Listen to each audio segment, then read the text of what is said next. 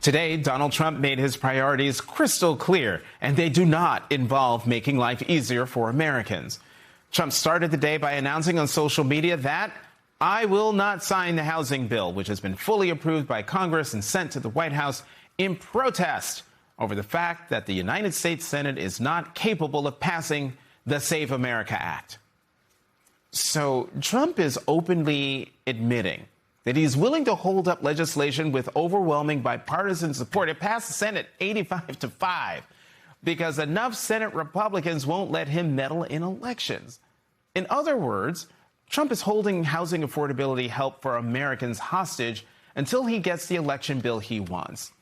That housing package, formerly known as the 21st Century Road to Housing Act, is still expected to become law at 12:01 Saturday morning, unless Trump vetoes it.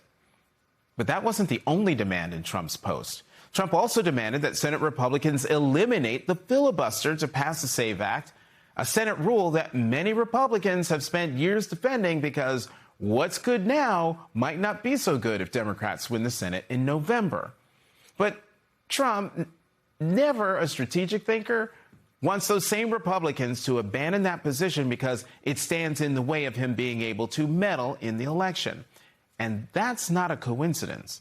From his relentless lies about losing the 2020 election, to stoking the fantasy of overturning those results on January 6th, to railing about mail-in voting and who gets to vote, to starting a redistricting war and urging the elimination of black majority districts, Trump wants elections bent to his will.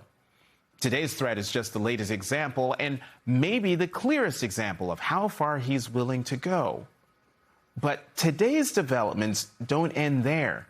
CNBC reports that Trump ousted the 3 remaining members of the Election Assistance Commission with less than 4 months before midterm elections. Democratic Congresswoman Jasmine Crockett, who serves in the House Judiciary Committee and has been outspoken on voting rights, responded to the news in a tweet saying, "Let's stop pretending the Save America Act is about election integrity. If that were the case, this administration wouldn't be firing members of the Bipartisan Election Assistance Commission, the very people who help states run secure and fair elections. It is an attempt to suppress votes. And with the midterms around the corner, the timing speaks for itself." Joining us now, Richard Hasson. He is a professor of law and the director of the Safeguarding Democracy Project at UCLA School of Law. Professor Hasson, thank you very much for coming to The Last Word. Trump has also removed the remaining commissioners of the Election Assistance Commission. How significant is that with the midterms just 4 months away? Well, the first thing to note is that the U.S. Election Assistance Commission, like other federal agencies, helps states and localities run elections. We don't have a federal election body that actually runs elections, and the Election Assistance Commission doesn't do that. But what it does do is share best practices. It helps to figure out what are the best standards for software that is used to tabulate ballots. It helps give out grants. And so it does all kinds of positive things. And just how Trump has limited the role of the cybersecurity agency CISA in helping state and local election officials, this is also limiting the ability of state and local election officials to lean on the strength of the federal government to ensure that we continue to have free and fair elections. What might Trump try to use the EAC for should he fill it with loyalists and allies? Right. So this is really the big question. So maybe all that he's trying to do is stop this agency from doing anything, in which case he would leave the post vacant. But he might try something else. He might either try to ram through the Congress some different appointees. He might even try to say that he could put appointees on the board without going through Senate approval. Or he might just say, thanks to the Supreme Court's recent rulings, giving the unitary executive theory greater strength, meaning that the president has more power over the executive branch, he might try and put out his own rules from the EAC. And we know one thing he cares about, because last year when he issued his first executive order on elections, he told the EAC to change the federal form that's used for voter registration to require documentary proof of citizenship, like a naturalization certificate or a birth certificate. That's also what's in the Save America Act. He might be looking for another way around this. And if he does that, he's sure to face some legal challenges. So speaking of the SAVE Act, why do you think that has become such a priority for the president?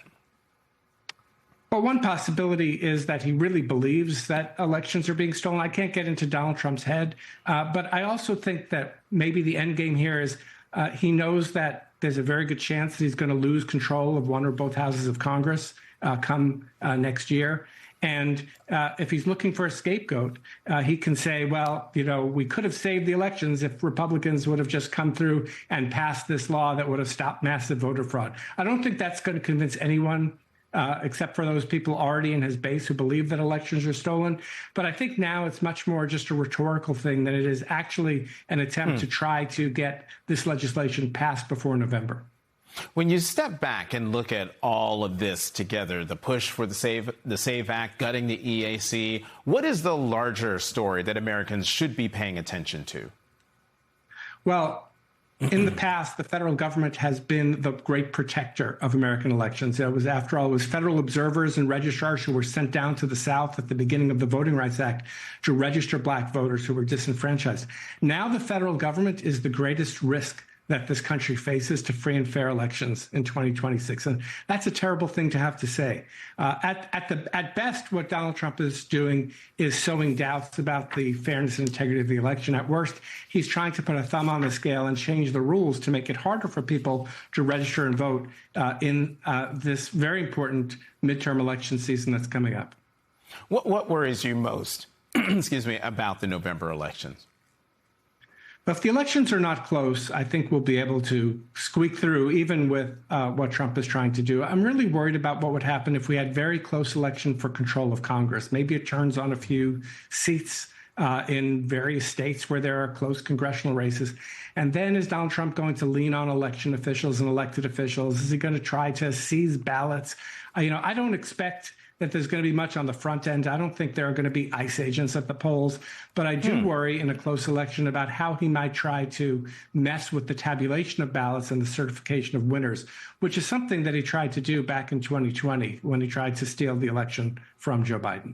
Yeah, I remember that call to Georgia. All we need is 11,780 votes. Professor Rick Hasen, thank you very much for coming to The Last Word.